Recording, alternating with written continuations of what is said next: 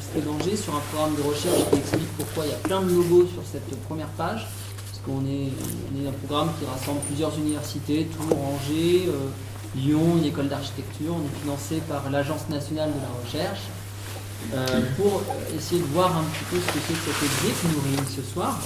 Alors bon, c'est un défi que je me suis posé quand j'ai accepté l'invitation à venir parler ici, parce que c'est un sujet qui est très technique, un peu aride, on va pas se mentir, mais qui en même temps vous concerne tous et nous concerne tous à plus grande échelle.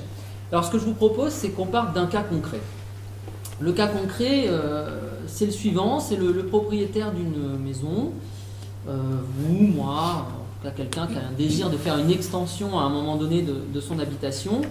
Et alors je pars de ce cas pratique-là, comme je pourrais évoquer un propriétaire qui voudrait changer ses fenêtres, sa porte de garage, mettre un Velux ou même mettre des volets roulants PVC, par exemple. Ou voilà, cette famille qui s'agrandit, qui a envie de surélever sa maison. Enfin, on a tout un tas de situations relativement concrètes de la vie presque quotidienne qui, à un moment donné, viennent se heurter à quelque chose qui s'appelle le droit de l'urbanisme. Alors, le droit de l'urbanisme, je fais un petit rappel, comme ça on sera tous à niveau au bout du bout pour avoir un débat un peu constructif. Le droit de l'urbanisme, vous le savez sans doute, le principe c'est qu'on ne construit pas ce qu'on veut où on veut. Alors pourquoi on ne construit pas ce qu'on veut où on veut? Tout simplement pour éviter le pire. Pour éviter le pire et pour encadrer l'évolution de la ville. Alors je prends la ville avec un grand V, un espace urbain en règle générale. Aussi parce que le bon goût n'est pas universel. Si le bon goût était universel, on n'aurait pas besoin de documents d'urbanisme puisque tout le monde ferait les choses dans les règles de l'art. Quand vous vous promenez un peu en ville, même dans le milieu rural, on voit bien qu'on n'a pas tous le même goût et que des fois on est un peu heurté par un certain nombre de réalisations et donc on n'a pas tous non plus la même conscience patrimoniale.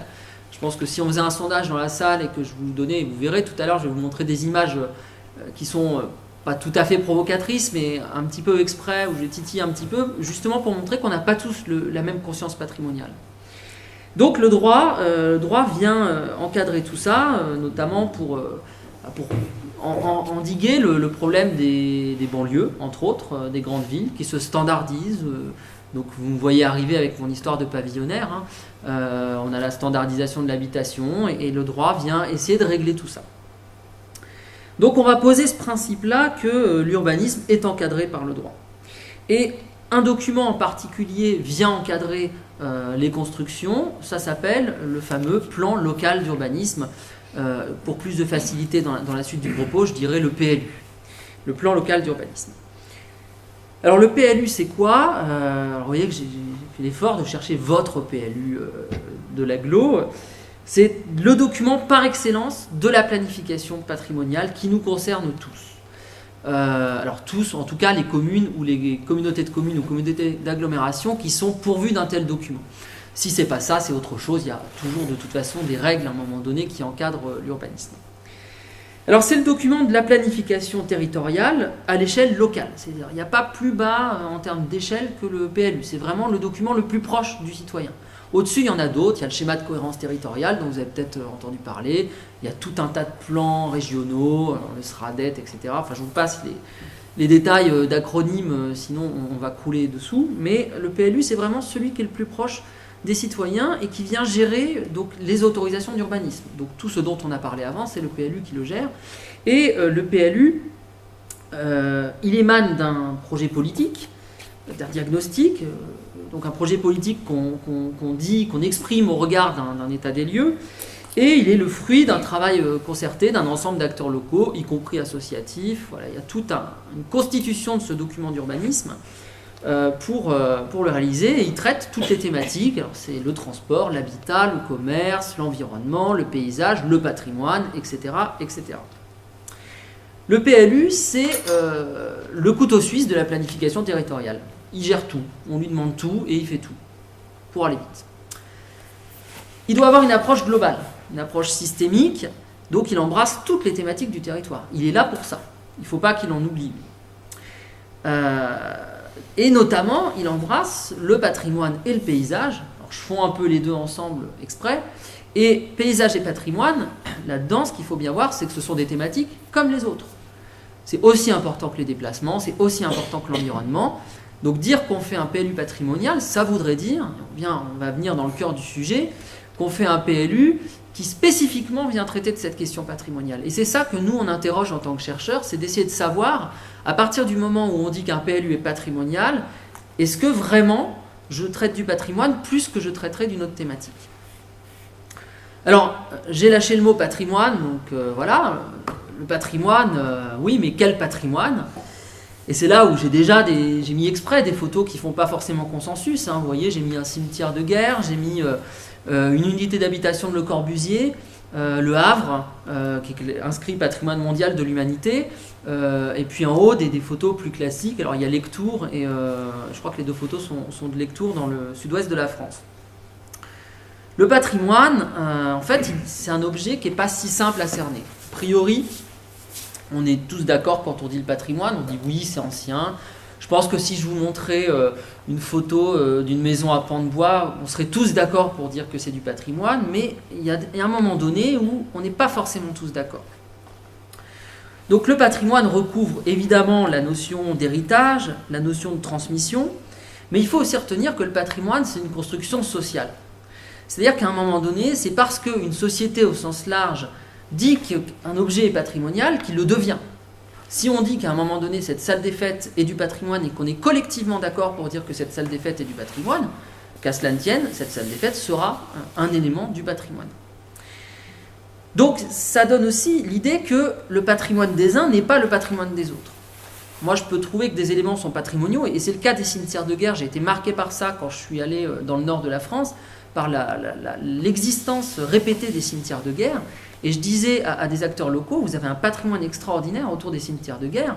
Et lui me dit, oui, enfin non, on en a partout dans le paysage. A contrario, moi je vis au bord de la Loire, inscrite patrimoine mondial de l'humanité. Moi, la Loire, c'est mon paysage quotidien, c'est mon patrimoine quotidien. Je la vois tous les matins quand je pars au travail. Donc j'ai pas la sensation plus que ça que ce soit un élément patrimonial. Donc le patrimoine des uns n'est pas le patrimoine des autres. Et la même question d'ailleurs se pose à propos des paysages, entre des paysages qu'on dit exceptionnels. Alors sans doute le vignoble nantais est un paysage exceptionnel qu'on doit protéger, mais c'est aussi un paysage quotidien, notamment pour le viticulteur qui travaille dedans et qui n'a peut-être pas forcément conscience, mais j'en doute sur le viticulteur, qu'il n'en ait pas conscience, mais que ça peut être un paysage quand même qui soit exceptionnel. Donc finalement, il n'y a pas un patrimoine, mais il y a bien des patrimoines. Et les PLU donc, sont le résultat de processus locaux dans lesquels la place des patrimoines n'est pas forcément évidente. Le patrimoine dans la planification urbaine, sachant qu'elle doit traiter toutes les thématiques du territoire, cette place-là n'est pas si évidente. Donc la question qu'on va se poser pendant ce petit temps qu'on a ensemble, c'est de savoir si les PLU peuvent prendre en compte les patrimoines, et s'ils le peuvent, comment ils s'y prennent. Alors, il y aura une petite partie où on va rentrer un peu dans le droit. On va quand même titiller un peu cette notion de droit de l'urbanisme. Alors c'est là où je m'excuse par avance. J'ai essayé de rendre ça le plus digeste possible, mais on ne coupera pas à la lecture d'un article du Code de l'urbanisme, un seul, que je vous lirai tout à l'heure. Alors de quel patrimoine parle-t-on? On va revenir un petit peu sur cette idée, cette notion de patrimoine, pour dire que cette notion de patrimoine, elle est protéiforme. Elle est protéiforme et déjà, simplement retenir que ancien, ça ne fait pas forcément patrimoine. Ce n'est pas parce que quelque chose est ancien qu'il est forcément patrimonial. Donc, on a plusieurs niveaux de patrimoine en France, et vous en avez parlé un petit peu dans l'introduction. On a commencé à sentir les bâtiments de France, le fameux architecte des bâtiments de France. Si vous vous y êtes frotté, vous voyez un peu de quoi il est capable. C'est toujours l'empêcheur de tourner en rond. Il y a le fait en France, très marqué, que le patrimoine, ça reste une affaire d'État. Parce que le patrimoine, c'est le bien commun de la nation. C'est une notion qui a été construite à partir de la Révolution française, quand on a commencé à massacrer justement un certain nombre d'éléments patrimoniaux, et en réaction, on a eu des processus de protection du patrimoine. Donc finalement, c'est la destruction qui a entraîné la protection. Et c'est l'État qui a géré cette protection du patrimoine, et depuis 1789, c'est l'État qui met en place un certain nombre de lois qui viennent protéger le patrimoine, et donc c'est toujours une affaire d'État. Donc, depuis le début du XXe siècle, la notion, elle a beaucoup évolué. Tant et si bien qu'aujourd'hui, tout peut être patrimoine, potentiellement, mais heureusement, tout ne l'est pas. Je dis heureusement parce que si tout est patrimoine, plus rien ne l'est. Si on dit que tout est exceptionnel, tout est banal. Donc il faut toujours faire cette distinction, et on en reparlera de qu'est-ce qui est exceptionnel et qu'est-ce qui est plus ordinaire. Alors il y a une palette d'outils que je vais vous présenter rapidement, que vous connaissez peut-être pour certains. Palette d'outils de protection du patrimoine qui a suivi l'évolution de la notion. Alors, qui a suivi l'évolution de la notion et qui a renforcé aussi cette idée d'une hiérarchisation des patrimoines à l'échelle nationale, des patrimoines à l'échelle locale, très importants, moins importants. Alors déjà, il y a quelque chose que vous connaissez, c'est le patrimoine monumental, c'est les monuments historiques. Donc c'est le premier petit logo en rouge. Donc ça, c'est le patrimoine protégé par l'État, désigné par l'État, donc par la DRAC, la Direction régionale des affaires culturelles, qui émane du ministère de la Culture et de la Communication, par des spécialistes, par des architectes du patrimoine, par des gens qui savent, des experts qui disent ça, c'est du patrimoine pour des raisons historiques, pour des raisons architecturales, etc., etc. Mais déjà, on a une hiérarchisation dans le patrimoine monumental, parce qu'il y a les éléments qui sont classés monuments historiques et il y a les éléments qui sont inscrits monuments historiques. Et la protection juridique n'est pas tout à fait la même.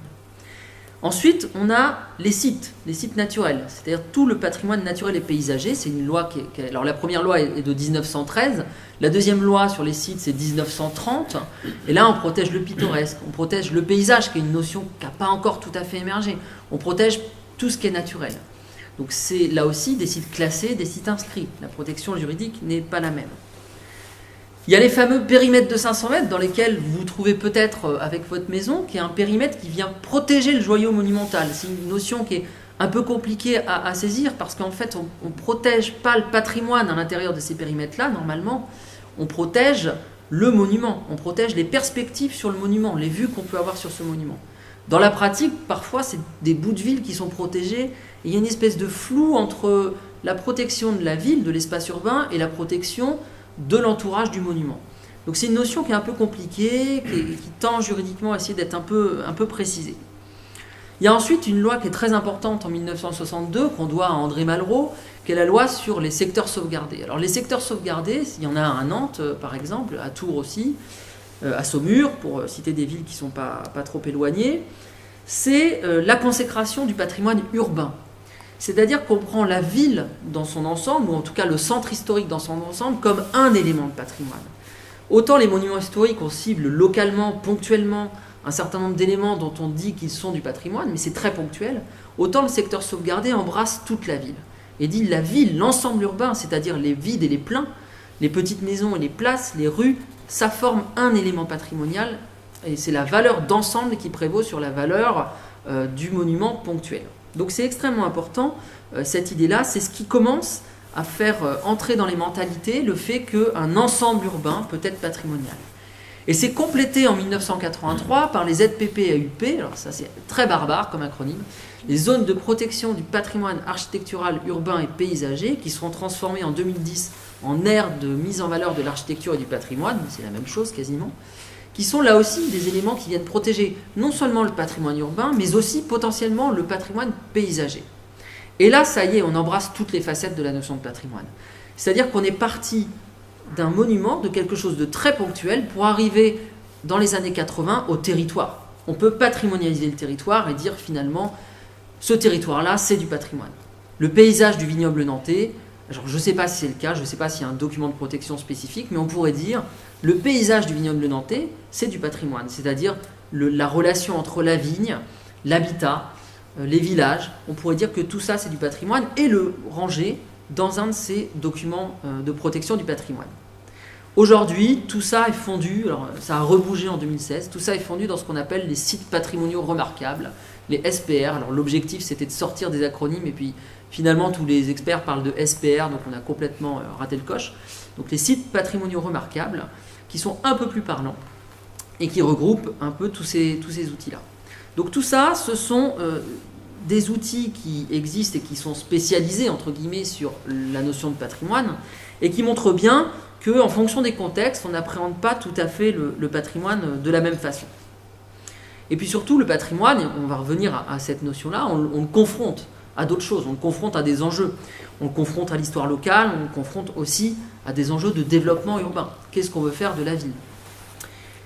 Par exemple, le patrimoine de la reconstruction n'est pas du tout abordé de la même façon dans les contextes, dans différents contextes. Vous prenez Tours, qui est un cas que je connais relativement bien.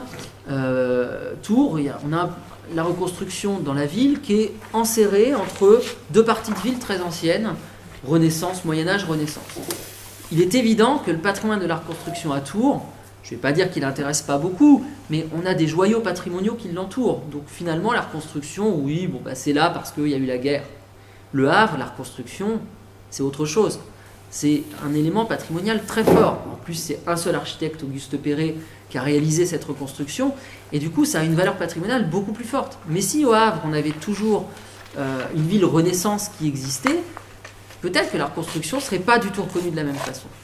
Donc le patrimoine, c'est aussi contextuel. C'est très important ça de se rappeler que c'est toujours contextualisé. Donc on opère ce qu'on appelle une sélection patrimoniale. Cette sélection patrimoniale, on l'a fait au regard des enjeux urbains. Donc c'est-à-dire que on regarde un petit peu comment on choisit le patrimoine. Alors, je ne sais pas si la carte est très lisible. En bas, elle n'est pas du tout, mais pas forcément très grave. On a des cônes de vue dessus. On commence à rentrer dans les cartes un peu d'urbanisme. En tout cas, on sélectionne le patrimoine selon plusieurs enjeux. Alors l'enjeu urbain, c'est quoi ? C'est l'enjeu de développement. C'est-à-dire dire que des éléments sont du patrimoine, a priori, ça veut dire qu'on va éviter de les détruire. Or, si on évite de détruire certaines parties de la ville, on empêche ce qu'on appelle le renouvellement urbain. C'est-à-dire reconstruire des immeubles plus neufs, de l'habitat neuf, pour que la ville, elle continue de vivre. Si on fige une ville, si on la met sous cloche, c'est embêtant, ça veut dire qu'on arrête de développer la ville. Donc il faut pouvoir laisser aussi le geste architectural nouveau s'exprimer. Donc on met en regard les endroits où on a du projet. Alors un exemple tout bête, dans la commune où j'habite à côté de Tours, il y a un projet de deuxième ligne de tramway. C'est évident que sur le tracé de cette ligne de tramway, les élus ont évité de classer dans le plan local d'urbanisme des éléments en tant qu'éléments de patrimoine. Parce qu'il y a un projet, ça va bouger, ça va muter, il va y avoir des constructions. C'est un endroit qui va bouger. Donc on fait attention à ce qu'on fait. On confronte aussi le patrimoine au développement économique ou au tourisme.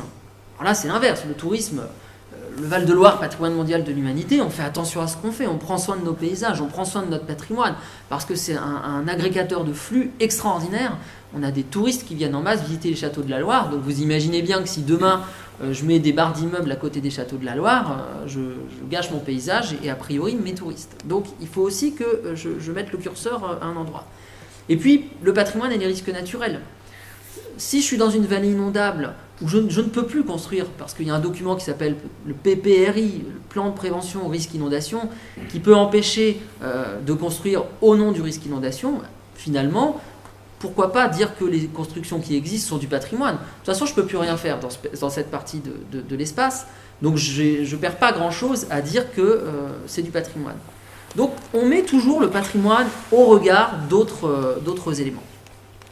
Et donc au final, on finit par faire le tri. On fait ce qu'on appelle une sélection patrimoniale, un tri patrimonial, parce qu'on l'a dit tout à l'heure, tout ne peut pas être patrimoine. Il faut choisir. Et cette sélection patrimoniale, elle n'est pas neutre. Elle veut dire des choses. Alors, ça dépend qui l'a fait.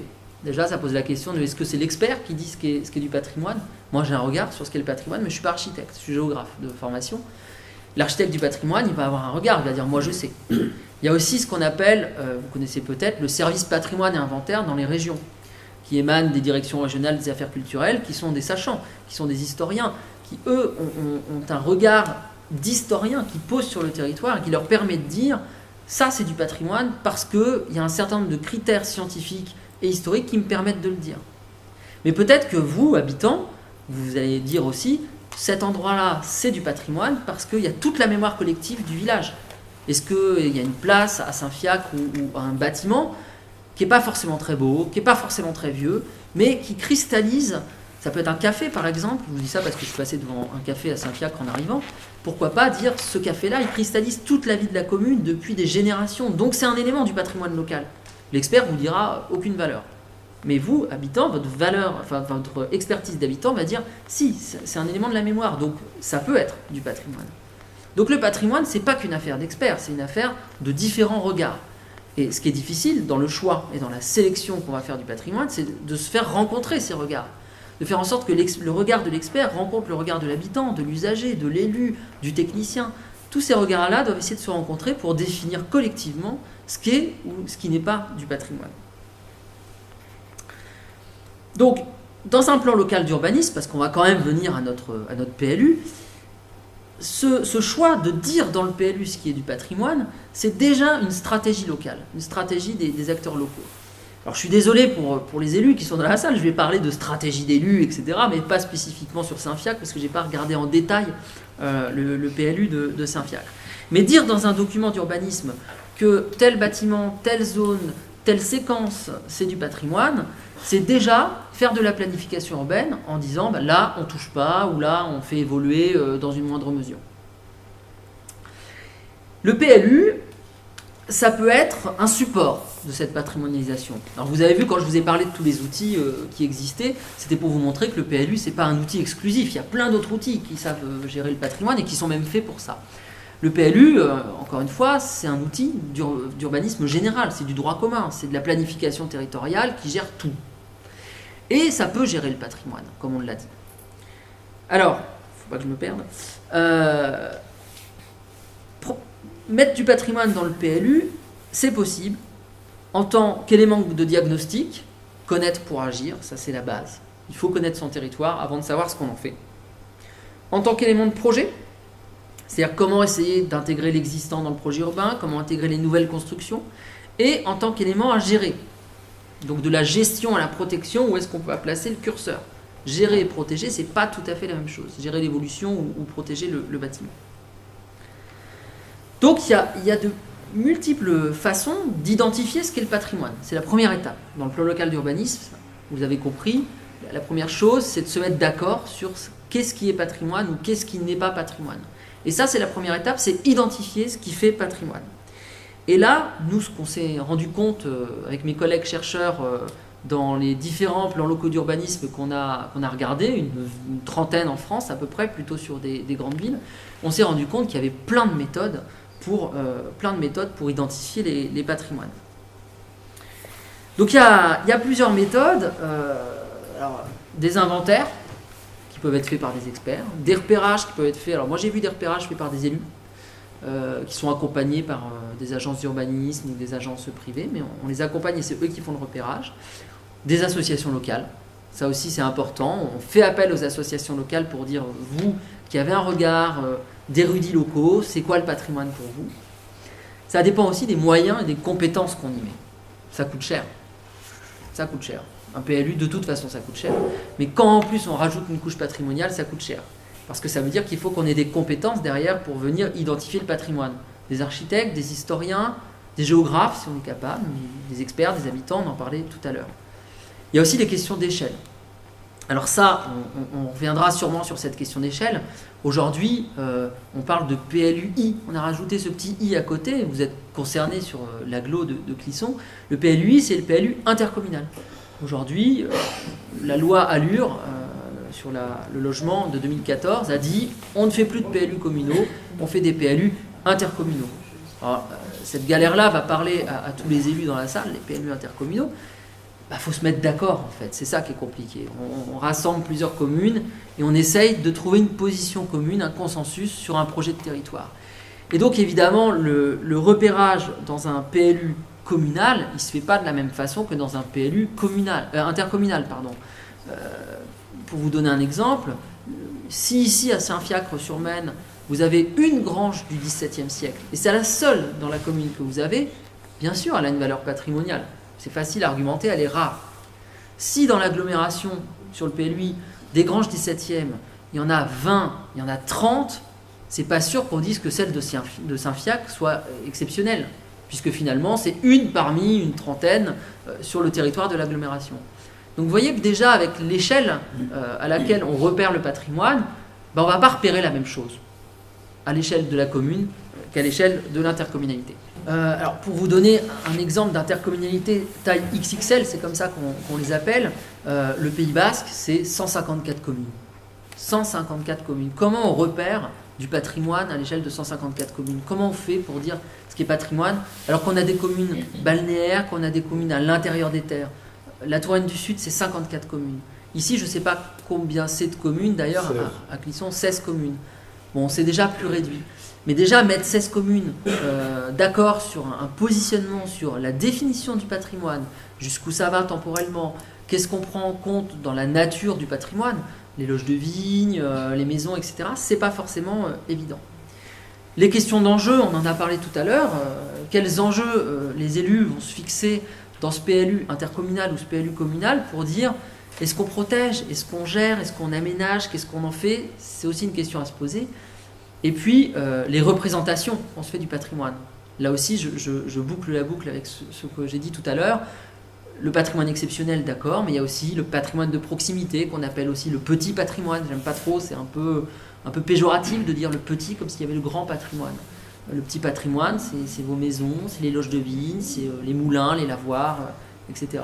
Tout ce que Stéphane Bern essaye notamment de protéger avec son loto du patrimoine.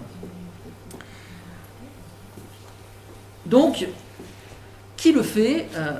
Je ne sais pas si on voit. Alors, on peut le faire en interne, ça, identifier le patrimoine. En interne, ça veut dire des agents de la collectivité. Mais alors, ça veut dire qu'il faut qu'ils soient compétents pour le faire. Donc, c'est pas forcément évident. Puis sinon, on fait appel à des cabinets d'études spécialisés, au service de l'inventaire, au CAUE, donc les conseils en architecture, urbanisme, environnement. Et puis, on a plusieurs méthodes. Alors là, je vous ai mis quelques exemples. Alors, en bas à droite, c'est le PLU d'Orléans, où le chargé d'études a essayé de repérer des ambiances urbaines. Alors, le terme d'ambiance, il revient souvent dans les documents d'urbanisme. Donc, les ambiances urbaines, c'est l'interaction du bâti, du paysage, du végétal. On essaye de voir ce que ça crée comme ambiance. Et derrière, on identifie un certain nombre d'ambiances. En haut, c'est la commune de La Riche. Alors là, c'est le service de l'inventaire et du patrimoine de la région centre qui a fait un repérage du patrimoine avec une méthode qu'ils ont appelée ERIC, où ils repèrent si le bâtiment est exceptionnel, s'il est rare, s'il est intègre, c'est-à-dire s'il a été conservé dans ses formes, et s'il est bien contextualisé. C'est une méthode scientifique qui a été développée, que nous on est en train de redévelopper ailleurs avec d'autres types de territoires, avec des collègues. Et au bout du bout, ça donne une carte de hiérarchisation où on dit, bah voilà, il y a des bâtiments qui ont beaucoup de valeur patrimoniale, d'autres qui n'en ont pas beaucoup, et on invite les élus à se positionner. Donc il y a tout un tas de façons de faire pour identifier le patrimoine. Il n'y a pas une méthode. Il y a autant de méthodes potentiellement qu'il y a de PLU, même si on voit quand même qu'il y a des choses qui reviennent relativement souvent. Alors pourquoi on repère le patrimoine? Eh bien, c'est notamment pour essayer de regarder s'il y a des secteurs à enjeu qui vont muter, qui vont bouger, et pour lesquels il faut qu'on protège ce patrimoine. Si le patrimoine n'est pas amené à bouger, finalement mettre une règle dessus, c'est quasiment inutile. S'il y a une conscience patrimoniale, c'est quasiment inutile. À Chédigny, qui est une petite commune de l'Indre-et-Loire, qui est réputée en tout cas localement pour son festival des roses, le maire a initié une démarche de fleurissement de la ville, un cadre de vie beaucoup plus agréable. Il a travaillé ses espaces publics. Ils sont jardins remarquables d'ailleurs, ce qui est labellisé jardin remarquable, c'est le seul village en France labellisé jardin remarquable, et qui a assez bien évolué. Il n'y a pas de catastrophe patrimoniale, les gens sont respectueux. Et quand je suis allé voir l'adjoint au maire en lui demandant est-ce que votre document d'urbanisme il est fort sur la question du patrimoine, est-ce que juridiquement il dit des choses, il m'a tout simplement répondu on ne l'ouvre jamais. Parce que les gens, ils ont envie de garder un beau cadre de vie, du coup, ils sont respectueux. Quand ça marche comme ça, très bien, le document d'urbanisme n'a pas de raison d'être, quasiment. Mais c'est pas toujours comme ça. Il y a des cas où, dans les secteurs tendus, notamment, ce qu'on appelle les secteurs tendus au niveau du foncier, donc les grandes villes, à Nantes, par exemple, les promoteurs attendent les terrains pour construire des immeubles, etc. Donc, si on n'a pas une règle d'urbanisme qui dit « non, mais là, c'est du patrimoine », donc on n'y touche pas trop, ou en tout cas on essaye d'y toucher finement, chirurgicalement, avec des choses très, très précises, si on ne fait pas ça, le promoteur, il rase, il construit un immeuble grand avec des beaux logements, etc. Donc c'est surtout dans ces secteurs-là qu'il y a un enjeu sur la question patrimoniale. Donc on met toujours évidemment le patrimoine face à ces enjeux, notamment dans les secteurs soumis à mutation. Alors ça questionne aussi quelque chose qui est de plus en plus important aujourd'hui. Vous savez qu'on essaye d'arrêter de grignoter les terres agricoles parce qu'on s'est rendu compte, et on s'en rend compte plus que jamais avec les inondations qui ont lieu de plus en plus, que plus on artificialise les sols, moins on a de sols naturels, et donc il y a moins l'eau circule moins, l'eau percole moins, il y a des inondations, etc. Et il y a moins d'espace naturel tout simplement. Donc on essaye à faire quelque chose qui s'appelle de la densification, c'est-à-dire essayer de remplir les trous. Une démarche qui s'appelle le BIMBY, alors je ne vais pas vous le dire en anglais parce que j'ai vraiment un accent à couper au couteau, construit dans mon jardin, en opposition au NIMBY qui ne construit pas au fond de mon jardin. Construit dans mon jardin, c'est j'ai une grande parcelle, j'en vends la moitié, vous êtes peut-être concerné, et il y a une maison qui se construit derrière, ou un petit collectif. Et ça, c'est encouragé parce que finalement, on densifie la ville. Densifier la ville, ça veut aussi dire qu'il y a des accès plus faciles aux services, aux transports. Parce que plus on étale la ville, plus c'est compliqué pour les gens d'accéder aux services, aux transports. Donc on prend la voiture, donc ça pollue, et tout ce que vous connaissez comme effets collatéraux. Donc il faut mettre aussi en regard l'enjeu patrimonial et l'enjeu de densification. Jusqu'où je densifie, ou jusqu'où je gèle la densification au nom du patrimoine. Donc ça, c'est un enjeu pour les élus qui est extrêmement difficile à saisir. Enfin, en tout cas, il faut mettre le curseur. À la fois, densifier, c'est bien, parce qu'au niveau de l'environnement, au niveau de l'avenir, c'est ce qu'il faut faire. À la fois, densifier, c'est pas bien si on considère la question patrimoniale, parce qu'on peut détériorer les abords de patrimoine, détériorer le patrimoine, etc., etc. Donc, il y a un curseur à mettre, on va en reparler. Et puis, il y a des endroits où le patrimoine n'est pas forcément évident. Alors là, je vous ai mis un exemple qui est Bracieux, dans le Loir-et-Cher, sur une commune sur laquelle je travaille, pour vous montrer en fait ces deux immeubles qui n'ont pas une grande valeur en tant que tels, mais qui ont un intérêt pour l'urbaniste que je suis, c'est qu'ils marquent une entrée de rue. Deux pans coupés qui viennent marquer l'entrée de rue. Et donc, l'enjeu ici, c'est conserver l'entrée de rue avec les deux immeubles à pans coupés.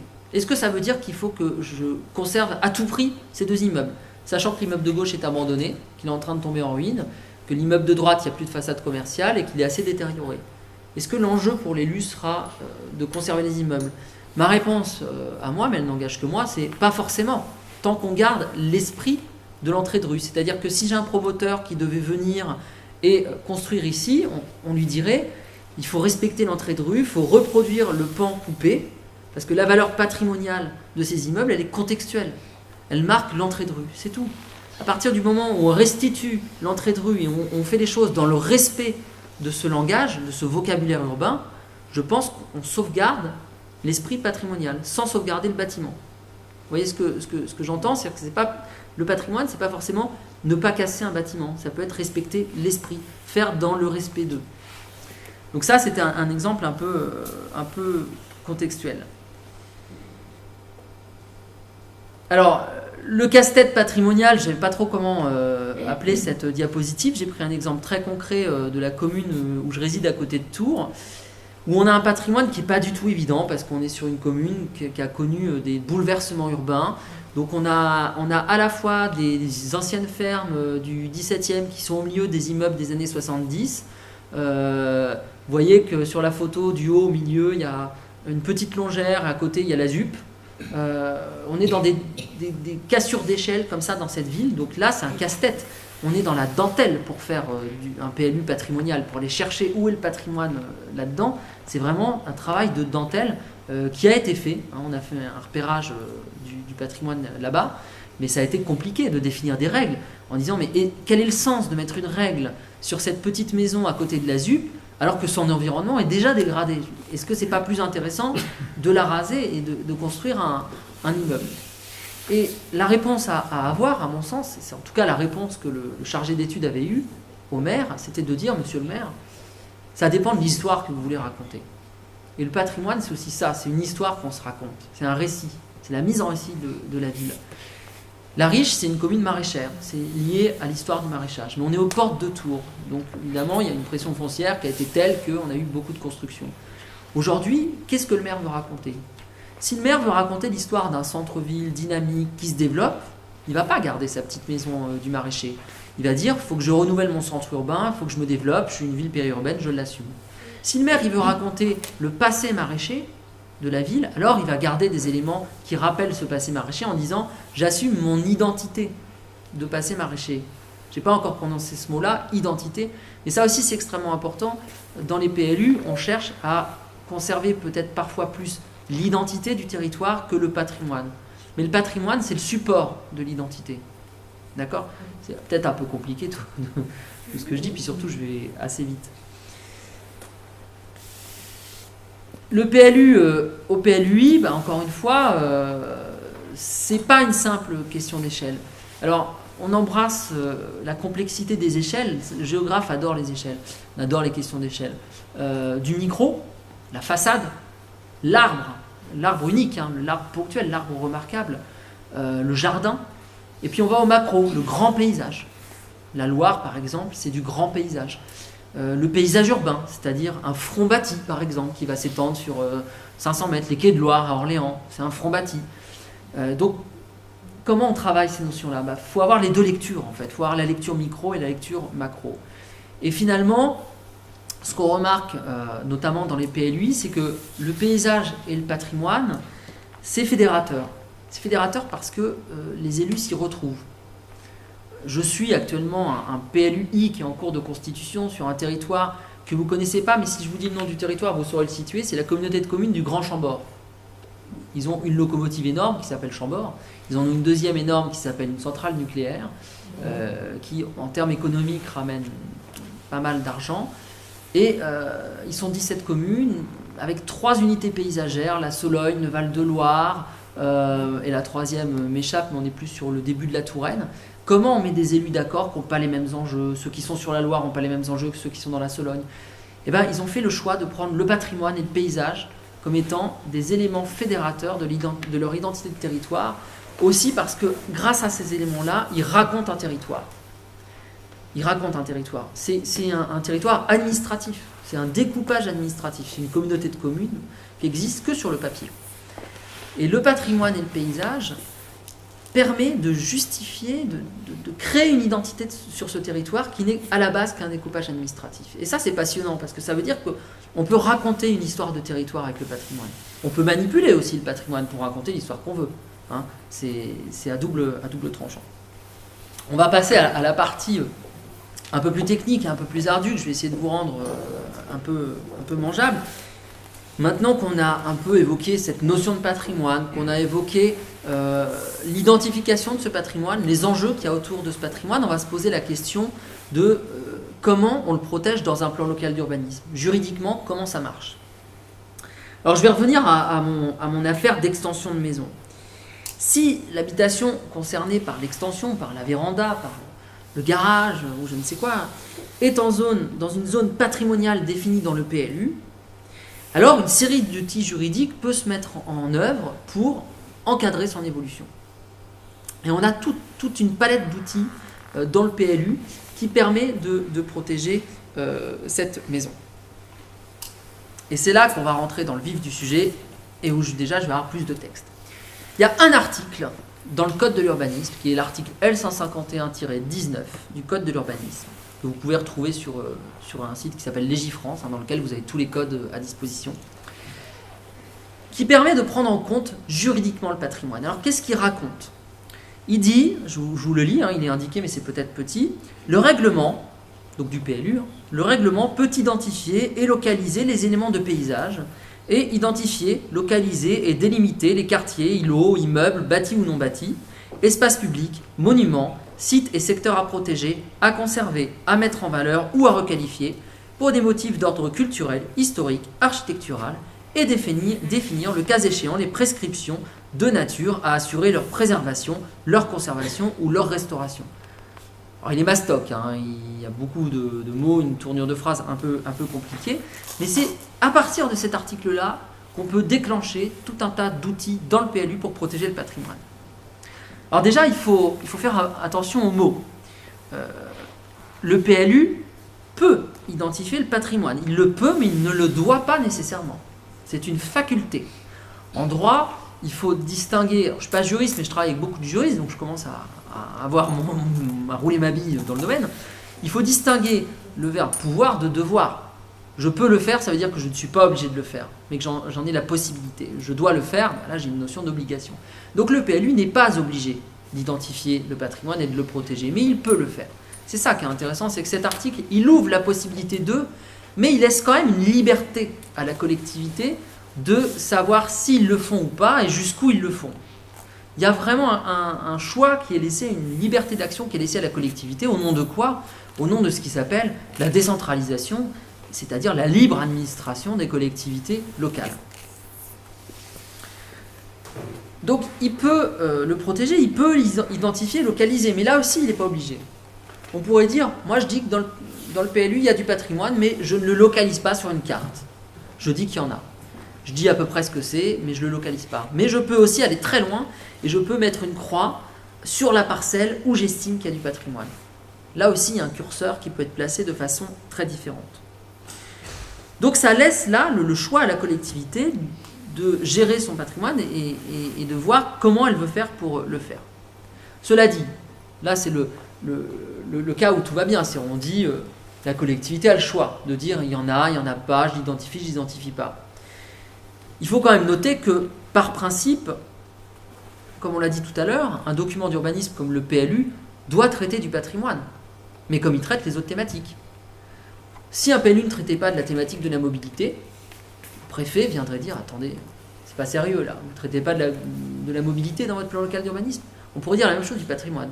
S'il n'y a rien sur le patrimoine, pas une ligne, pas un mot, le préfet, mais comme une association locale, pourrait dire « Attendez, vous n'êtes pas sérieux là ». Et ça peut avoir des conséquences graves. Le PLUI d'Angers-Loire Métropole a été annulé en 2009, notamment sur des motifs patrimoniaux, parce que des associations locales ont montré qu'il y avait du patrimoine qui n'était pas pris en compte dans le plan local d'urbanisme. Ils ont dit, attendez, on a un inventaire du patrimoine, on sait qu'il y en a, c'est des experts qui l'ont fait, et il n'y a pas une ligne ou très peu de choses dans le PLU, non, ça ne va pas, on emmène devant le juge. Et le juge annule le PLU. Quand même fort.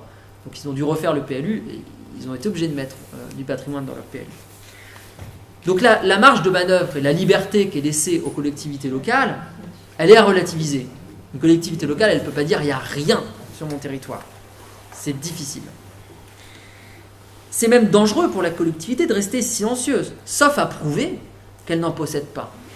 Il faut faire la démarche à ce moment-là de dire « je vais vous démontrer que je n'ai pas de patrimoine sur mon territoire ». Et ça, je pense que ce n'est pas évident parce que la conscience patrimoniale chez les habitants de n'importe quel territoire, elle existe quand même sur certains éléments. Si ce n'est pas le patrimoine, c'est la mémoire ouvrière. Vous prenez par exemple le nord de la France, il y a une mémoire ouvrière liée à la mine qui est extrêmement importante. Et si la collectivité ne dit pas que c'est du patrimoine, je vous garantis que les anciens ouvriers, eux, ou les fils d'ouvriers vont vous dire si c'est du patrimoine, parce que ça a marqué notre vie, ça a marqué notre existence. Alors quelle forme cette identification elle prend dans le règlement? Alors je vous ai mis un exemple sur la droite d'une légende d'un PLU sur la question du patrimoine et du paysage. Et donc vous voyez que ça peut être du ponctuel, un édifice bâti, ça peut être un ensemble patrimonial, ça peut être des façades, des alignements de façades, et ça peut être aussi des composantes végétales, avec là aussi, c'est toujours le géographe qui s'amuse à faire du ponctuel, du linéaire et du zonal, c'est nos trois grands trucs. Donc l'arbre remarquable, le ponctuel, la haie en tant que linéaire, ou un espace boisé en tant qu'élément zonal. Alors comment ça se traduit ça dans le règlement? Alors le PLU déjà, il a deux types de règlements. Je me rends compte que j'ai passé une diapo tout à l'heure où il y avait des pièces qui constituaient le PLU, je ne les ai même pas dites à l'oral. Un PLU, c'est un rapport de présentation, l'état initial de l'environnement, c'est la photographie du territoire à un instant T. Un PADD, un projet d'aménagement et de développement durable, c'est le projet politique qui va définir les grands axes, les grandes orientations du territoire pour les 10-15 ans à venir. Et puis c'est un règlement qui se compose de deux parties, un règlement graphique, un plan de zonage, et un règlement littéral, c'est-à-dire un règlement textuel. Ok, pour tout à fait clair. Donc comment l'identification du patrimoine elle prend corps dans le règlement, comment elle peut prendre corps? Eh bien, le premier outil qu'on utilise, c'est l'outil cartographique. On entre dans le dur du dur. Donc ça, c'est un plan de zonage de PLU à La Riche, qui est un PLU assez récent. Et ce qui est intéressant dans cette commune, et ce n'est pas exclusif, hein, il y a d'autres communes qui le font, c'est l'existence d'une zone UP. Alors le PLU, il distingue quatre grands types de zones. La zone U, c'est la zone urbanisée, dans laquelle on a déjà des habitations ou des locaux, et qu'on peut continuer à urbaniser. Les zones AU, qui sont les zones à urbaniser, c'est l'ouverture de l'urbanisation au lotissement, aux ZAC, etc. Les zones A, agricoles, donc là c'est assez limité, hein, on urbanise très peu. Et les zones N, naturelles, que par principe, on n'urbanise pas. Bon, il y a toujours des exceptions, je fais grâce des exceptions, hein, je ne fais pas un cours de droit. On peut distinguer dans les zones U, qui sont en général les zones qui viennent couvrir les centres anciens, on peut distinguer un sous-indice patrimonial, pour dire là c'est une zone spécifiquement patrimoniale. Ça c'est réglementaire. C'est réglementaire au sens où ça s'impose aux habitants. On appelle ça l'opposabilité. C'est opposable au tiers. Le tiers c'est vous. Donc ça s'impose aux habitants. Donc c'est un des outils. C'est un des outils, mais dans votre PLU à vous, alors là j'ai pris Saint-Fiacre, je crois. Non, Clisson, oui, mais je crois que c'est Saint-Fiacre que j'ai pris spécifiquement.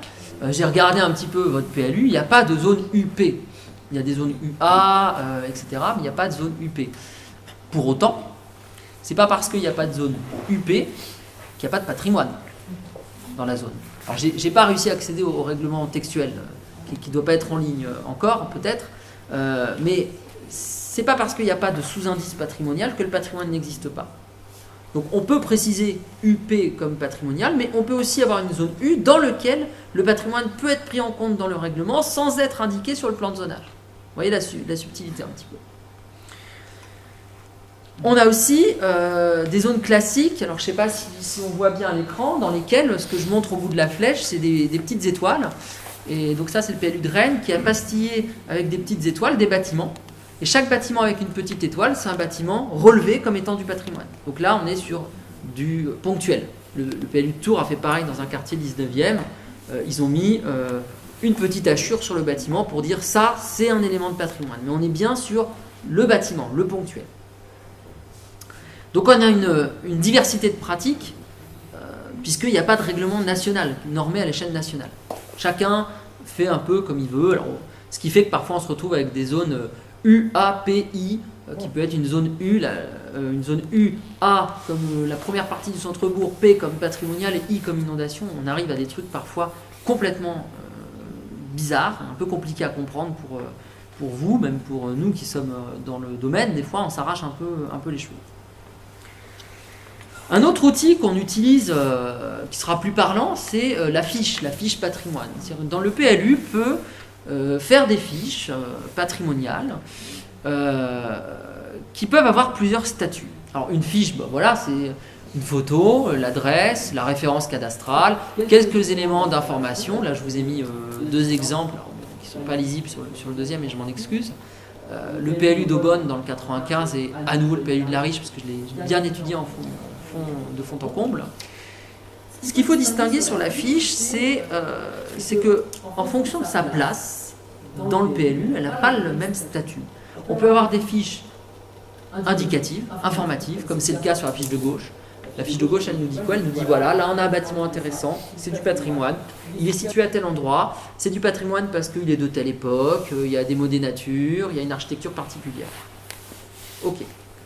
La fiche numéro 2, sur la droite, elle dit la même chose que la première en haut, et en bas, elle met des prescriptions. Elle dit, voilà sur ce patrimoine ce qu'on peut faire et ce qu'on ne peut pas faire. La première, elle ne met pas de prescription. Elle ne dit rien sur le règlement. La deuxième, elle dit des choses sur le règlement. Donc déjà, leur statut n'est pas tout à fait le même. Et puis, en fonction d'où on la place dans le PLU, là non plus, on n'a pas tout à fait le même statut. Si je place ma fiche dans le rapport de présentation du PLU, j'informe qu'il y a du patrimoine. Je dis que c'est un des éléments de ma photographie à un instant T. Je dis voilà, il y a du patrimoine sur la commune, il existe, il est là. Aucune valeur juridique, le rapport de présentation.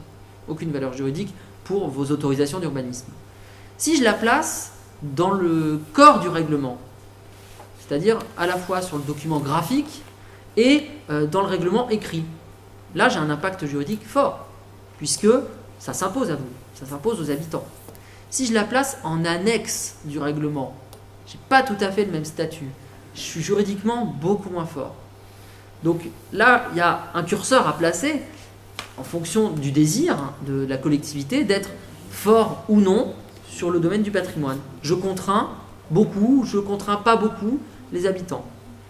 Donc ça, c'est aussi quelque chose d'important à comprendre. En fonction d'où on la place, la portée juridique n'est pas du tout la même. Donc vous voyez que je ne rentre pas plus que ça dans le détail sur cette place de fiche dont je pourrais parler un peu plus en détail, mais on a des subtilités comme ça du PLU, notamment sur la place des fiches, qui fait que ça demeure bien un outil à géométrie variable sur lequel on a un choix conséquent pour faire les choses. Regarde, je suis beaucoup plus long que prévu, je m'en excuse. Alors, le règlement littéral, c'est le règlement écrit. Qu'est-ce qu'il peut dire? Qu'est-ce qu'on peut édicter comme règle? C'est là où on entre dans le dur qui peut vous concerner. Le règlement écrit, sur le patrimoine, il peut comporter des prescriptions sur l'aspect extérieur des constructions. Les volumes, les formes, les matériaux, les couleurs, les menuiseries. La modification du bâti existant, la surélévation, autorisée ou non, les annexes, autorisées ou non, la destruction, la démolition, soumise à permis de démolir ou non. Les espaces libres, est-ce qu'on doit préserver des plantations? Est-ce qu'on doit créer des plantations? Donc tout ça, ce sont des choses que le règlement peut dire. Mais ce règlement, il a aussi une intensité variable. Quand on lit la règle, on a déjà deux types de règles. On a ce qu'on appelle des règles impératives. C'est mon histoire du doigt et du peu de tout à l'heure. Quand je dis, alors je vous ai mis quelques exemples, les soubassements, les encadrements d'ouverture, les chaînages doivent être conservés. Je ne laisse pas le choix, ça doit être conservé. La pente du toit ne peut pas être supérieure à 60 degrés. Ça ne peut pas être supérieur, c'est clair, c'est dit, c'est pas très compliqué à comprendre. Et puis j'ai des règles qu'on appelle aussi des règles permissives. La règle permissive, c'est le maintien des espaces boisés, arbres isolés ou plantations doit être recherché. On ne dit pas qu'il doit être trouvé, on dit qu'il doit être recherché. Le pétitionnaire, c'est-à-dire l'habitant qui demande son autorisation, doit montrer qu'il a recherché cet objectif. Les essences locales doivent être privilégiées. On ne les impose pas, on engage la personne à planter tel type d'arbre. Et s'il veut planter un palmier, on ne peut pas lui dire non. Les constructions de briques de tradition sont dans la mesure du possible conservées. Il suffit de prouver que ce n'est pas possible et on ne les conserve pas. Donc là, on est sur des règles permissives qui sont interprétables. Alors il y a l'interprétation de la règle, justement. Est-ce que c'est mission impossible, interpréter la règle? Alors je donne toujours cet exemple-là que j'aime beaucoup, deux, trois exemples. Les constructions d'architecture archaïque ou étrangère à la région sont interdites. C'est quoi une construction d'architecture archaïque? Je pense qu'il y a autant de réponses qu'il y a de personnes dans cette salle. Tout comme cette deuxième phrase du plan d'occupation des sols de la ville de Tours, on évitera l'architecture intempestive et provocatrice. Qu'est-ce que c'est que l'architecture intempestive et provocatrice? Un architecte qui aime bien faire des gestes contemporains, il vous dira qu'une maison à toit plat, en plein milieu, enfin à toit terrasse, en plein milieu d'un centre ancien, c'est pas forcément provocateur. Vous direz, bah si, c'est pas possible. Enfin, peut-être. Peut-être pas d'ailleurs. Ce qui veut bien dire qu'on n'a pas tous la même idée de ce qu'est l'architecture, de ce qu'est la qualité architecturale et urbaine. Le choix des couleurs doit respecter l'ambiance chromatique de la rue. Si vous voyez beaucoup de couleurs ocre, vous dites je mets de l'ocre et que le voisin dit mais non, c'est plus du gris quand même qui domine, l'ocre il est secondaire, on n'est pas tous d'accord. Tout projet doit s'inscrire dans les fondamentaux de la rue et du territoire. Reste à définir ce que sont ces fondamentaux. Tout ça, ça a aussi un objectif, cette interprétation de la règle, dont on n'a pas parlé, c'est ce qu'on appelle l'esprit de la règle. Finalement, ce qu'on veut comprendre aujourd'hui, c'est l'esprit de la règle. Et tout ça, ça mène à quelque chose qui s'appelle l'urbanisme négocié. L'urbanisme négocié, c'est quoi? C'est partir d'une règle ou d'un objectif et dire maintenant, on se met autour de la table et on discute. Et on discute avec le gars qui a le projet. Vous voulez agrandir votre maison? Ok. Il y a des règles. On a des objectifs qui sont de s'inscrire dans les fondamentaux de la rue. Venez avec nous, on va discuter de ce que sont les fondamentaux de la rue. Et on se met collectivement d'accord sur cette notion. Et on fait un projet qui respecte l'existant. C'est ça l'enjeu. Aujourd'hui, le ministère, il engage les PLU à faire des règles sur objectif. L'objectif devient la règle. C'est ça qui est intéressant. On n'aura plus de règles avec des hauteurs en fêtage, des goûts, etc. Ce sera un objectif, la règle. Et finalement, la règle, c'est tendre à cet objectif. Alors pour ça, Et j'ai mis cette diapo parce que je trouvais ça intéressant de montrer qu'il y a des outils et des gens qui accompagnent les habitants dans ces démarches-là. C'est des maîtres d'œuvre, les architectes par exemple, qui sont capables de vous parler, c'est les services instructeurs de la commune. Les CAUE, les conseils architecture, urbanisme, environnement, qui donnent des conseils gratuits. Les architectes des bâtiments de France, qui ont aussi un rôle et une mission de conseil. Tous ces gens-là, tous ces experts-là peuvent vous aider à comprendre la règle quand on n'arrive pas bien à la savoir. Et si vous avez un projet, moi je vous engage à aller les voir avant de déposer votre permis de construire. Vous aurez beaucoup plus de facilité à faire votre permis et à le faire accepter qu'en le déposant sans rien demander à personne. Et puis, il y a aussi cette idée que tout est logique dans un PLU. C'est-à-dire que la règle, elle trouve son explication dans le rapport de présentation. Si on met une règle, c'est parce qu'il y a un projet. Et le projet, il émane de la photographie du départ. Si ma photographie de départ, elle montre que j'ai plein de patrimoine, et que dans mon projet, je dis, comme j'ai plein de patrimoine, j'ai un projet qui est de le protéger, la règle va mettre en œuvre la protection de tout ça. Donc il y a bien une logique de tout ça. Des outils aussi qui existent, qui s'appellent des outils du droit souple. Alors le droit souple, c'est ce droit qui est pas du droit dur, par opposition, qu'on appelle des fois du droit mou. Le droit souple, c'est des outils qui ne sont pas opposables. C'est par exemple une charte architecturale urbaine. C'est par exemple un croquis qui vous montre sur la droite l'état projeté, ce qu'on aimerait bien sur le territoire. Qui vous montre à gauche comment, sur l'implantation des commerces, comment est-ce qu'on respecte les façades. Donc ça, c'est à Pau, le guide des devantures commerciales. C'est pas opposable. Devant le juge, ça vaut rien. Le juge, il peut pas dire « vous n'avez pas respecté la charte ». Par contre, ça a une vertu pédagogique extrêmement importante. C'est-à-dire que quand on montre ça aux gens, un schéma, si je vous le montre, c'est quand même parlant. C'est plus parlant que de lire un texte, comme l'article qu'on a lu tout à l'heure, et le code de l'urbanisme en est rempli.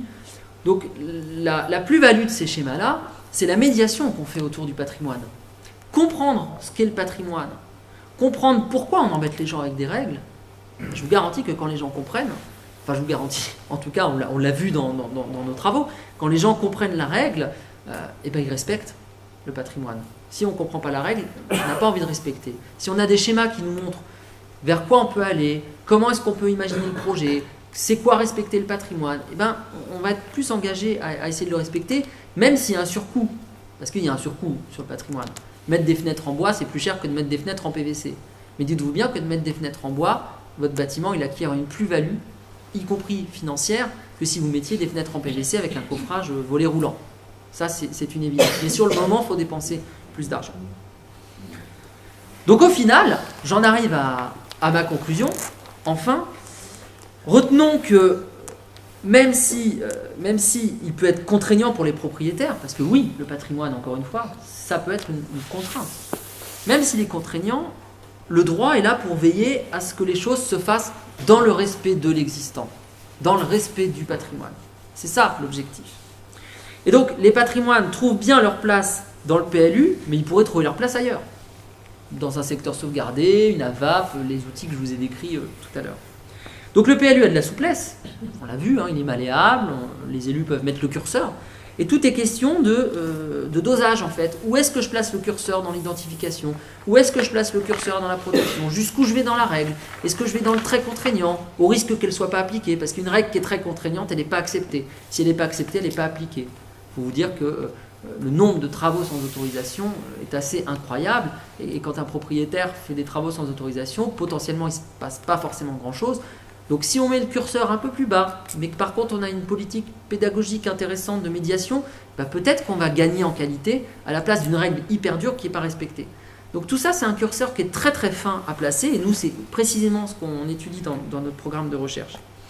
Donc le PLU, il vient bien gérer le cadre de vie, et puis on observe d'ailleurs ce glissement sémantique du patrimoine au cadre de vie. Aujourd'hui, dans beaucoup de PLU, on ne parle plus de patrimoine. Dans le PLU de Tours, il est en train de se refaire, là. Ils sont en révision. Et il parle de quartier de cohérence urbaine. On n'est pas dans du patrimoine. Ce n'est pas du patrimoine, c'est de la cohérence architecturale et urbaine. Et on veut que les constructions qui vont s'implanter respectent cette cohérence. On n'est plus dans le registre du patrimoine, mais on est quand même dans un registre dans le respect d'eux. Donc il y a aussi un petit glissement qui est en train de s'opérer. Et enfin, et je terminerai là-dessus pour vraiment appuyer mon propos, c'est que le droit ne fait pas tout. Le droit ne fait pas tout, et que si notre propriétaire, au bout du bout, il a pu réaliser son extension. C'est la petite image que j'ai mis à droite. Alors, c'est un collègue de l'université qui a fait des petits dessins dans le cadre d'un jeu de plateau qu'on est en train de réaliser sur le PLU patrimonial. Donc on a un collègue qui dessine très bien. Donc j'ai réutilisé, je le dis parce qu'il n'est pas là, mais il nous a fait ça très gentiment. Donc le droit ne fait pas tout. Et si notre propriétaire il a pu utiliser faire son extension, c'est parce qu'il a compris les règles, parce qu'il a compris l'intérêt de la règle, parce qu'il a su s'entourer et parce qu'il a pu aussi la négocier et comprendre que finalement sa maison c'était du patrimoine et que si ils faisaient des travaux dans le respect du patrimoine, on était tous gagnants sur le respect du cadre de vie. Voilà, je m'arrêterai là, juste pour aller plus loin si vous voulez, un site internet de notre programme de recherche en haut, et on a une petite chaîne Canal U qui est l'équivalent du YouTube universitaire, PLU patrimonial, sur laquelle on a des entretiens avec des élus, avec une sénatrice, avec le directeur de la Fédération des parcs naturels régionaux. On a aussi des balades urbaines, sur lesquels on discute justement de ces notions d'insertion paysagère avec des spécialistes qu'on a filmés. Donc il y a un peu de tout, il y a à boire et à manger, je vous invite à y aller.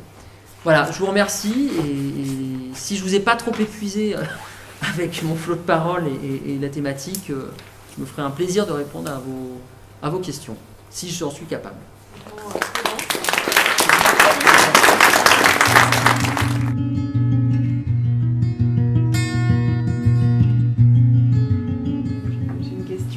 Dans tous les PLU que vous avez pu étudier, quelle est la proportion qui ont vraiment un intérêt fort pour le patrimoine ? C'est compliqué comme question parce que on a étudié les PLU des 20 plus grandes villes de France. On avait affiché ça dans notre programme. Et les PLU des 20 plus grandes villes de France, tous traitent de la question patrimoniale. Mais quand on va un peu en finesse, ils ne le font pas de la même façon et juridiquement, ils ne mettent pas le curseur au même endroit. Alors vous répondre combien, c'est compliqué parce qu'on a été plusieurs chercheurs à en analyser un certain nombre. Est-ce que c'est très courant, peu courant ? C'est assez courant, mais il y a une différence entre l'affiché. Donc je ne sais pas si vous connaissez le terme de greenwashing, où on affiche qu'on verdit les documents d'urbanisme. Il peut y avoir de l'heritage washing. On affiche qu'on protège le patrimoine. C'est marqué partout dans le PLU. Et quand on va regarder le règlement, le dur du dur, il n'y a rien. Il y a très peu de choses. Et à l'inverse, j'ai vu des PLU qui affichaient pas particulièrement de dimension patrimoniale avec des règlements très forts sur la question du patrimoine. Donc il y a, entre ce qui est affiché et la réalité, il y a parfois un curseur qui là aussi est placé différemment.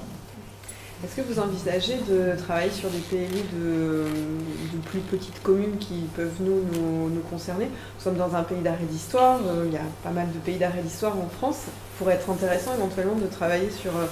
pour voir s'il y a un impact, une retranscription dans les PLU. Est-ce que c'est un axe de travail ? Alors là, on est sur la fin du programme, on est plutôt dans l'écriture. Et c'est vrai que c'est une des choses dont on s'est aperçu après. Alors on a deux choses qui nous sont tombées dessus un peu pendant le programme. C'est l'intercommunalité, qui n'était pas dans le programme de recherche au départ, qui nous ont tombé dessus dans le courant. Et effectivement, on a axé nos terrains sur des PLU plutôt urbains, très urbains. Mais on a fait travailler des étudiants de master sur ces questions de PLU de petites villes ou de villes moyennes, particulièrement en Indre-et-Loire. Et on avait envie de voir justement si on avait la même sensibilité.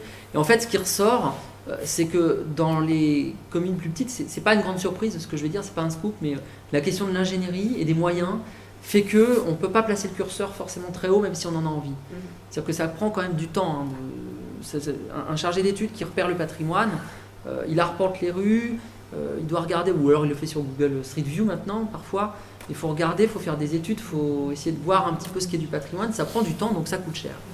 Et il y a des collectivités qui ne peuvent pas se le permettre. Alors c'est facile quand on est une grande ville et qu'on a l'ingénierie. Je pense à Bordeaux qui avait un PLU patrimonial, mais ils ont un service qui est dédié à ça. Dans une petite collectivité, c'est moins évident. Même en pays d'arrêt d'histoire, je pense que c'est pas forcément évident d'interagir avec ces choses-là.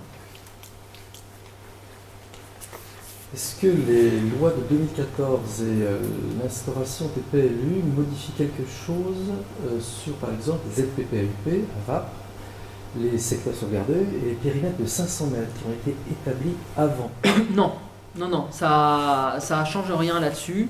Alors une loi par contre qui a modifié tout ça, c'est la loi de 2016 sur la loi LCAP, Liberté de la création, de l'architecture et du patrimoine, celle qui a fondu tous ces dispositifs-là dans ce qu'on appelle les sites patrimoniaux remarquables, qui modifie notamment alors, les ZPPUP, AVAP et secteurs sauvegardés.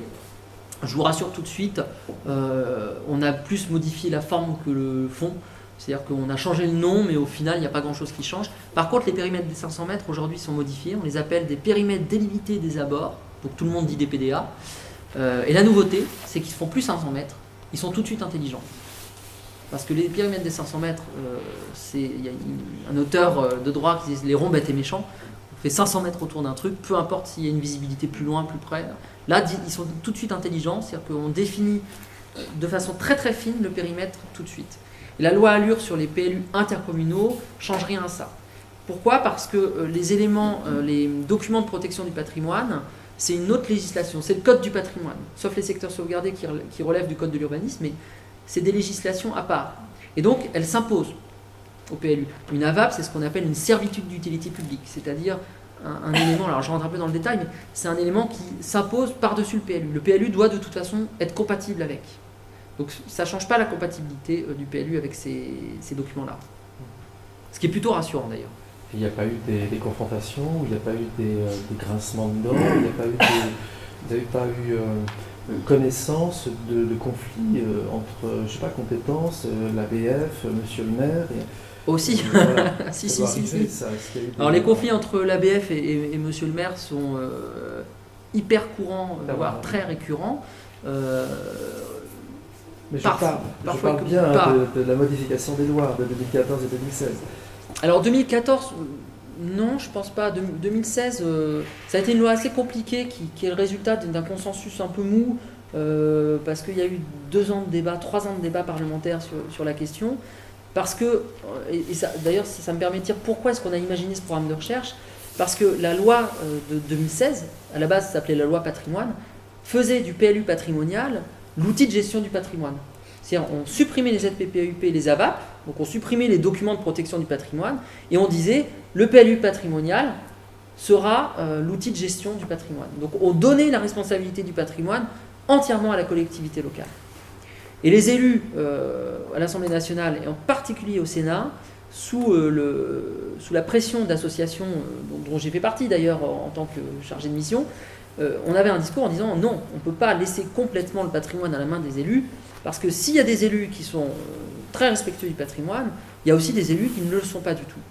Et que si l'architecte des bâtiments de France, qui est ce fonctionnaire d'État qui sur nos territoires représente l'État pour protéger le patrimoine, n'est pas là pour être un garde-fou, on aurait des catastrophes.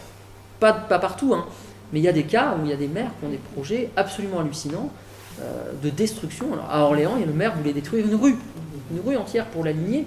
Si l'ABF n'avait pas été là, on n'aurait plus cette rue à Orléans où il y avait des maisons du 13e au 18e. Donc finalement, cette loi LCAP, elle a tellement fait de débat qu'on a enlevé cette idée de faire du PLU patrimonial un outil de gestion. Ce qui nous a pas forcément embêtés, parce que à partir du moment où le législateur, parce que si vous voulez, notre travail c'est de dire, on dit que le législateur dit on fera un PLU patrimonial. Mais le PLU patrimonial n'existe pas juridiquement. On ne sait pas ce que c'est. C'est bien l'objectif de notre recherche, c'est quoi un PLU patrimonial. Et donc on s'est intéressé à cette question-là. Et même si le législateur l'a évacué de la loi, et peut-être tant mieux, je ne sais pas, on a toujours un intérêt de recherche. Mais finalement, on reste quand même sur cette idée que le patrimoine, c'est l'État, ou l'État qui partage les compétences avec la collectivité. Mais pas que la collectivité. Sauf dans le cas d'un PLU, et c'est là où on fait des niveaux, il y a le patrimoine de l'État, de premier rang, et il y a le patrimoine de deuxième rang, de second rang, qui est le patrimoine local qu'on laisse à la collectivité le soin de dire ce que c'est et de le protéger. Mais sur le patrimoine d'État, d'intérêt national, là c'est l'État qui garde la main sur la protection via les architectes des bâtiments de France notamment. Je ne sais pas si c'est très clair, hein. Je nage dedans depuis des années. Moi. Bonsoir, je suis Elias Saint-Pierre, je suis un GSC simple, clair et court. J'ai entendu plein de choses très intéressantes qui auraient pu amener à discussion au fil de votre discours. Maintenant, sincèrement, ça va être un peu compliqué parce qu'il aurait fallu reprendre justement ce que vous avez cité. Dans le cadre de notre PLU qui date de 2013, il y a beaucoup de points que vous avez cités, entre autres référencement de patrimoine bâti intéressant, du zonage patrimonial, tout ça mêlé ou pas forcément de manière heureuse. Aujourd'hui, cohabitent des zones patrimoniales et des zones non patrimoniales. Il faut essayer d'expliquer à ceux qui ont des envies de construction qui ne correspondent pas forcément aux critères de la zone, qu'ils peuvent ou ne peuvent pas faire certaines choses. À côté de ça, à côté de l'autre côté du trait, de l'autre côté de la ligne, ils peuvent faire à peu près ce qu'ils veulent. Vous avez parlé de patrimoine, effectivement, de certaines habitations, de certains bâtis qui ont un intérêt, alors qu'ils peuvent avoir un intérêt par rapport à l'aspect, par rapport aux techniques de construction, vous ne l'avez pas forcément évoqué. On rencontre plein de choses aujourd'hui, plein de difficultés pour appliquer, justement, pour faire appliquer une protection de l'espace. Alors après, cet espace, ce visuel, constructif et autres, vous avez parlé aussi, je l'ai noté, d'identité. L'identité, effectivement, ça aussi, il faut savoir le mettre en avant. C'est franchement très difficile à mettre en œuvre. Et puis, j'ai souvenir aussi d'un discours, enfin d'arguments qui ont été évoqués par la personne qui a travaillé sur le PLU quand on l'a mis en place, c'est qu'on ne peut pas interdire. Moi, j'étais un petit peu... Si, on ne peut pas imposer. J'étais un peu bloqué par ce type d'argument. On m'a dit, on ne peut pas interdire. On ne peut pas interdire un matériau, on ne peut pas interdire une couleur, on ne peut pas interdire ci ou ça. Alors, quand on a envie de protéger un espace, quand on a envie de protéger une commune, qu'on avait identifié justement par rapport à ses aspects environnementaux, par rapport à son patrimoine bâti, comment est-ce qu'on peut faire? Alors d'un côté, on met des zones patrimoniales parce qu'on dit tiens, là c'est intéressant, et il faut protéger cet espace-là. À côté, on fait tout et n'importe quoi. Et aujourd'hui, on est capable de faire n'importe quoi. Excusez-moi, hein, mais on est capable de faire n'importe quoi. Et franchement, en tant que référent urbanisme, c'est très difficile de pouvoir tenir un discours par rapport aux élus, par rapport aux citoyens, et leur expliquer qu'ils peuvent faire ou ils ne peuvent pas faire ça. Comment est-ce qu'on peut continuer à protéger un espace si on ne peut pas vraiment interdire? Alors, moi j'ai retenu ça, peut-être que ce n'étaient pas les bons arguments, peut-être que je les ai mal interprétés, sauf que quand même, à l'extérieur, on voit des secteurs qui sont protégés au titre du patrimoine. Donc, je prends Noirmoutier, c'est toiture tuile, façade blanche, volet bleu, là-bas ils ne peuvent rien faire d'autre. Pourquoi est-ce que nous, aujourd'hui, on ne pourrait pas interdire tel type de matériaux, tel type de façade, tel type d'aspect? Il y a plusieurs choses qui ressortent de votre question. La première chose qui excusez-moi, ressort, c'est le sens de le sens de la limite, la limite de zone. Ça, effectivement, c'est compliqué. Quel sens elle a, une limite? Mais n'importe quelle limite, n'importe quelle frontière n'a pas forcément de sens. Une des réponses, c'est d'éviter de mettre les frontières sur les rues et d'essayer de mettre les frontières en fond de parcelle, de façon à ce qu'une rue, elle garde sa cohérence. Ça, c'est une première chose. Mais effectivement, ça pose question, et les habitants ne comprennent pas forcément de dire, mais pourquoi à 300 mètres, il peut faire à peu près ce qu'il veut, et pourquoi moi, je ne peux pas? Donc ça amène à la deuxième chose dont on parlait à la fin, mais qui est extrêmement difficile à mettre en œuvre, effectivement, c'est la pédagogie, l'explication. Ça, c'est sur le long cours, hein, et ça passe aussi, ça peut passer par un pays d'art et d'histoire qui peut justement avoir des arguments, des plaquettes de médiation, des visites, c'est vraiment, mais c'est sur le long cours et c'est fatigant. Je pense que c'est là où il ne faut pas vous épuiser, il faut continuer à apporter ce discours-là. La troisième chose, je suis un peu étonné parce que justement le PLU peut interdire. Il ne peut pas imposer des matériaux, mais il peut en interdire. Il peut interdire la tuile mécanique, il peut interdire tout un tas de trucs. Mais il ne peut pas imposer une couleur.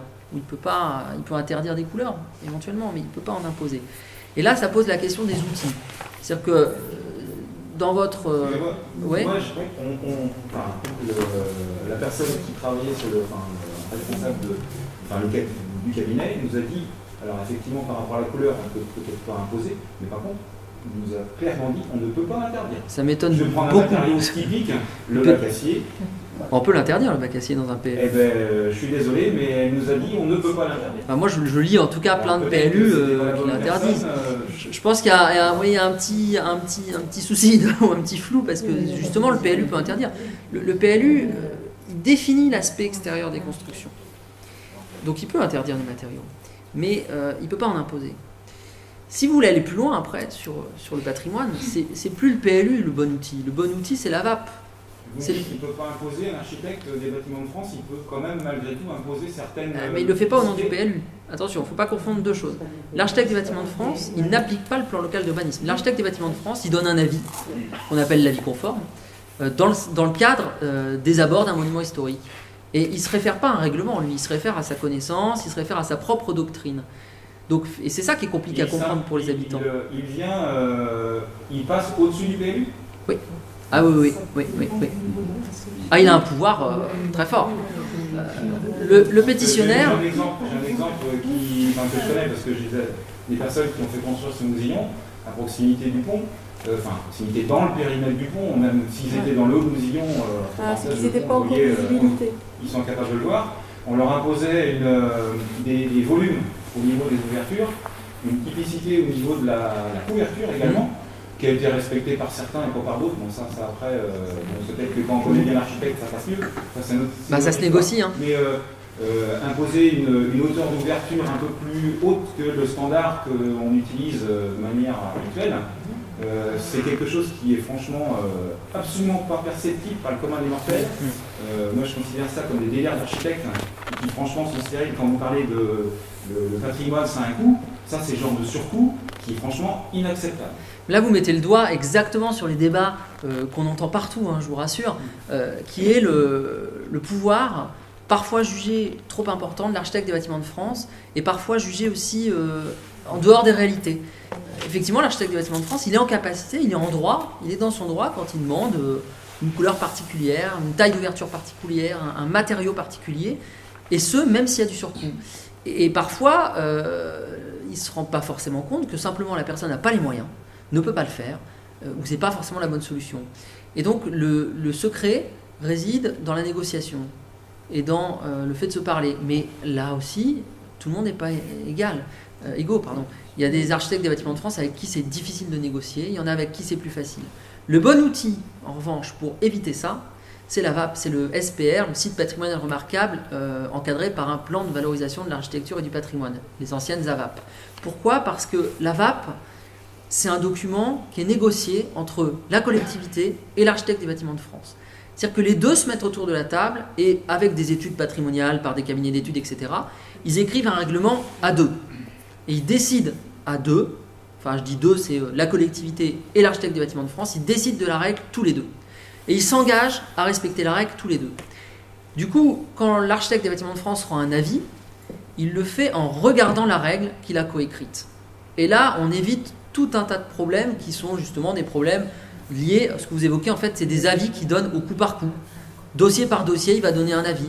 Alors, dans un dossier, il va dire que la peinture, elle doit être gris numéro 410. Dans le dossier suivant, il va dire que c'est vert numéro 630. Les gens ne comprennent pas. Combien j'ai d'amis, j'ai la trentaine, j'ai plein d'amis qui ont acheté, qui font des travaux et qui me disent mais l'architecte du bâtiment de France il nous emmerde. Et ils le disent dans ces termes. Je m'excuse pour le mot. Mais parce que justement, ils ne comprennent pas ce qu'on leur oppose. Ils ne comprennent pas en quoi c'est important de mettre telle couleur, etc. Que s'il y a un document qui s'appelle l'AVAP dans lequel il y a une règle qui est écrite et qui dit que la couleur ce sera du gris 410 parce que ça s'inscrit dans une typologie particulière de couleur de la région, etc., déjà on comprend mieux la règle et surtout, quand on fait des travaux, on sait à quoi s'attendre. Et c'est ça la différence fondamentale. C'est que ce que vous évoquez, c'est le problème d'une règle qu'on ne connaît pas à l'avance. Il y a le PLU, on la connaît à l'avance, mais on ne peut pas tout faire dans un PLU, même si, encore une fois, l'interdiction m'étonne un peu, mais on ne peut pas tout faire dans un PLU. Mais en plus, derrière, si on est en abord, il y a un autre avis qui arrive et qui peut contredire l'avis de la municipalité qui va accorder le permis, qui va dire « moi, ça ne me pose pas de problème au vu du dossier ». Et donc, ça peut contredire cet avis-là. Quand on a une AVAP et qu'on se met d'accord sur un règlement, on a moins ce risque-là. Parce qu'on s'est déjà mis autour de la table pour négocier. Mais encore une fois, tout est négociable. Il faut se mettre autour de la table, mais ça dépend de la bonne volonté des acteurs à le faire. Et ça, si je ne connais pas votre architecte des bâtiments de France ici, mais si vous avez un architecte des bâtiments de France qui n'aime pas trop négocier, qui n'est pas très ouvert à ça, c'est compliqué. C'est vraiment le jeu d'acteur, là on entre, et c'est ça aussi qui fait dire que le droit ne règle pas tout. Le droit, il n'enlève pas les jeux d'acteurs et les négociations entre les acteurs. Ça se saurait. Une règle se négocie justement parce que la règle prévoit pas tout, et que des fois, il peut y avoir des règles stupides qu'il faut essayer de négocier autrement. Je sais pas si ça répond un peu à votre question, mais... Moi, je voudrais juste un tout petit peu nuancer. Je pense que tout n'est pas négociable quand même. Heureusement d'ailleurs. Oui, il y a des prérequis. Quand je dis tout est négociable... Oui, non, mais je pense que voilà, faut quand même se méfier de ce que l'on dit, il faut être prudent, parce que ça voudrait dire que c'est la porte ouverte à un peu tout. Le maire va signer ou... Non, alors, tout n'est pas négociable. Quand je dis que c'est négociable, je vais préciser ma pensée. Vous n'allez pas négocier une règle, par exemple, qui dit là c'est inconstructible. Ça, on ne la négocie pas. C'est inconstructible, c'est comme ça. Sont négociables les règles interprétatives. D'accord ? L'aspect extérieur des constructions est négociable. Mais oui, je force toujours un peu le trait, mais c'est mon côté enseignant, ça. J'enseigne à la fac et pour comprendre, pour mettre un message dans la tête des étudiants, j'ai tendance à forcer un peu le trait pour que ça rentre. Donc effectivement, vous avez raison de le dire, la règle, elle est négociable dans une certaine mesure, bien entendu. C'est-à-dire qu'on peut négocier la couleur, on peut négocier les volumes, on peut négocier les ouvertures. L'important, dans la tête de ceux qui la négocient, c'est d'aller au projet qui soit le meilleur, d'avoir le meilleur projet. Parfois, la règle, elle peut empêcher un très bon projet.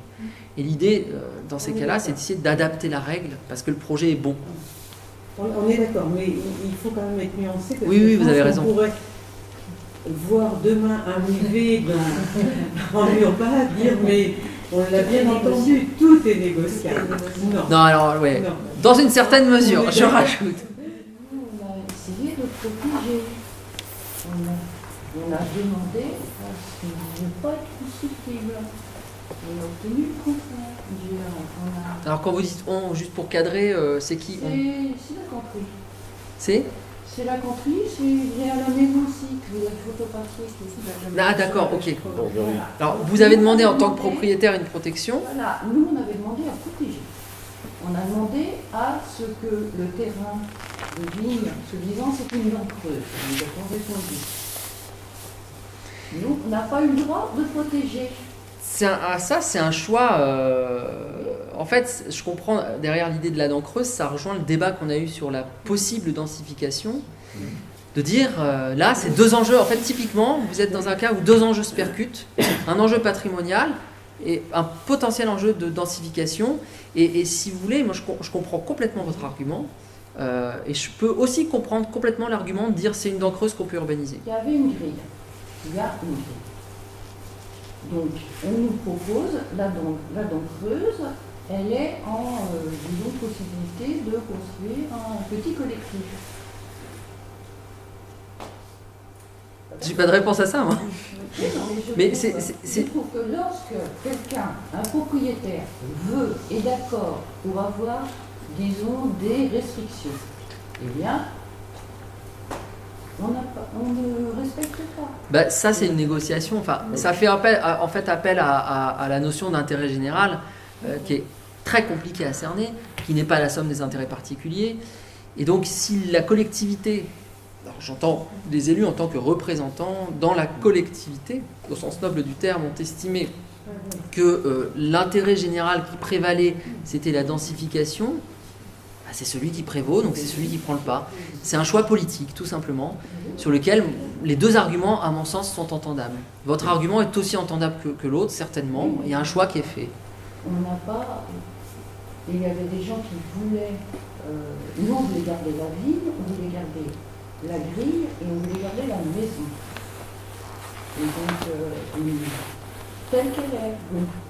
Donc, j'entends bien. On veut respecter le patrimoine. On est d'accord pour payer plus cher. Mais encore une fois, c'est cette histoire dont je parlais tout à l'heure, de dire qu'on met toujours le patrimoine au regard d'autre chose. Et là, c'est autre chose qu'à gagner. Oui, c'est autre chose, mais c'est quand même bizarre. C'est un enjeu. C'est un enjeu, mais je suis... Et je comprends que vous ne soyez pas d'accord. Après, moi, j'ai pas de réponse. une propriété. On ne reste pas. Nous, on veut garder, on essaie de protéger. On protège contre les volontés Non, je de comprends bien. bâtir, etc. Et on n'a pas le droit. Bah parce que... Quand on donne la possibilité, excusez-moi, je vous en prie. quand on donne la possibilité, ça contient aussi la résistance du propriétaire. Ah On oui, tout à n'oblige jamais le propriétaire à appliquer la décision du PLU dans Alors si, c'est-à-dire que, en fait, On a plus il faut souvent voir... la question inverse. Ouais, on a plus souvent la question inverse, mais il faut voir une chose sur votre cas, par exemple, Je c'est... crois qu'on rentrerait dans du technique. Oui. Mais s'il y a eu des faits, Oui. c'est plus pareil. Ah oui. Ah bah non, Mais non, non, c'est mais pareil. voilà, Mais tout simplement, en fait, il y a une possibilité qui est laissée d'urbanisation. Si la parcelle n'est pas vendue, elle ne sera pas urbanisée. Si vous, en tant qu'habitant, propriétaire de la parcelle, vous ne vendez pas votre parcelle, il n'y aura pas de collectif. C'est une possibilité qui est laissée. C'est ça qu'il faut entrevoir. C'est pas le foncier n'a pas la même valeur. Oui, mais si vous ne voulez pas le vendre, Madame dit que en fait, le changement de classement de sa parcelle l'a impacté au niveau de son imposition. ça j'en sais rien. Je ne pourrais pas vous répondre sur la question. Ce qui est sûr, c'est qu'un terrain constructible se vend évidemment plus cher qu'un terrain constructible. Au-delà de ça, bon, même si c'est pas le cas sur Saint-Pierre, c'est vrai qu'il y a des secteurs où il peut y avoir des obligations à construire. On a défini des zones urbanisables et qu'on ne peut pas construire ailleurs. Alors, Ça c'est peut pas- aller au-delà. On n'est plus dans le patrimoine. hein. Ouais, non, mais j'entends bien, mais c'est pas une obligation à construire. C'est en fait le PLU doit définir les zones où il est laissé la possibilité de construire et où politiquement on envisage l'extension urbaine. Et effectivement, la politique aujourd'hui, elle est plutôt de dire on arrête de grignoter les terres agricoles et on fait de la densification.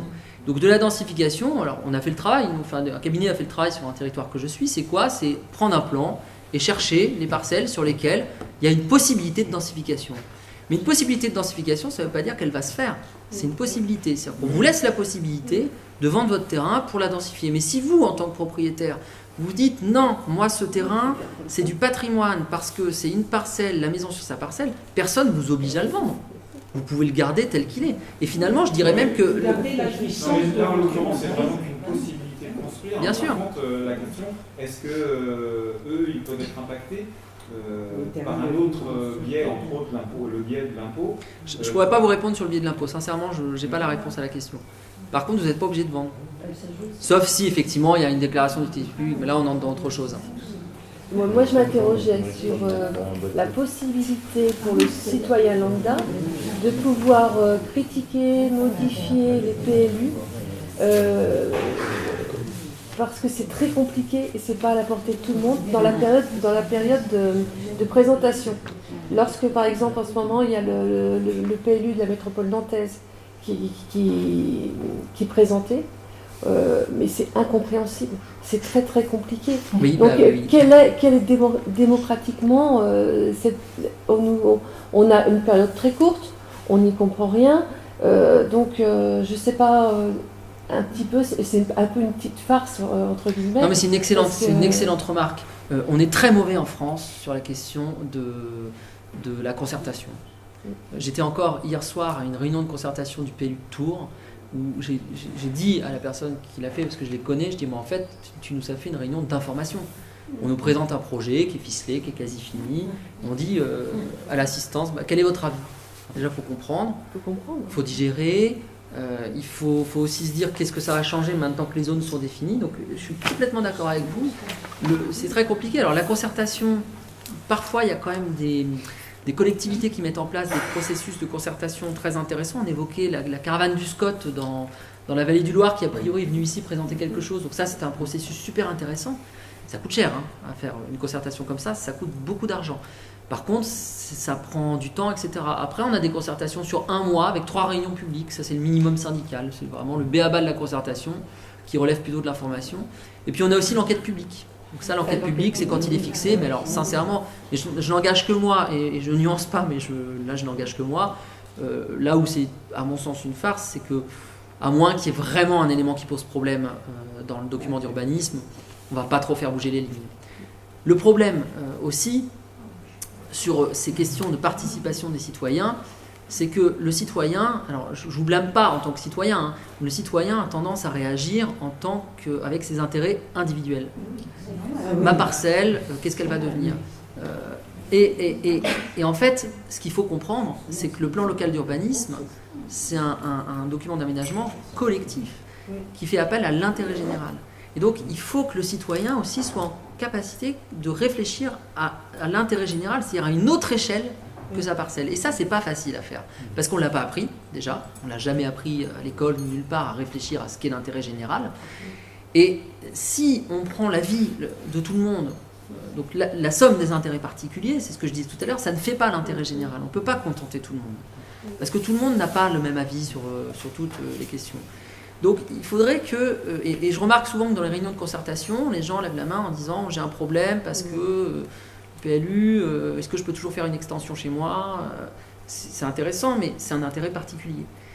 Et il faut essayer de réfléchir en disant qu'est-ce que moi je pense du document d'urbanisme sur l'intérêt général de la commune, sur tout ce qu'il dit sur la commune en règle générale. Mais on a du mal en France à être performant sur ces questions-là. Il y a des choses qui existent, donc rassurez-vous, il y a quand même des processus de concertation performants qui existent. Ça coûte de l'argent, donc c'est pas facile à mettre en place, c'est long, c'est de longue haleine, et puis c'est effectivement des choses techniques.